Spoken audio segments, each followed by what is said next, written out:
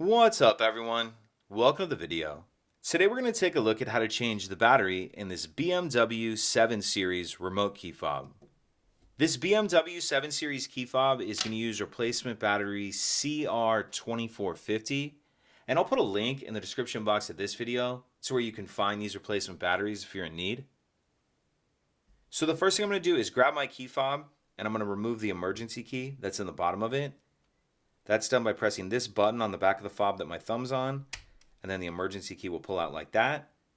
Now if we hold our key fob with the buttons facing down, and we take a look at the bottom of it, this slot right here is where this emergency key just slid out of. Then over here we see another slot that's about the same size. What I'm going to do is stick my key in that slot and then just pry up like this a little bit, and it's going to pop this back cover up. So take your key, push it in that slot. I'm just going to pry up a little bit. As you can see, it's starting to lift that back cover. I can just get my finger on there and pull it the rest of the way off. And now we see our battery right here. And you may be able to get this battery out just by using the key, but it's really a lot easier if you just grab like a small flathead screwdriver. Allow you to get under the edge of the battery and get it out of that holder. Now I'll grab my new replacement battery, and you want to make sure that you're installing that with the plus side up, positive side up.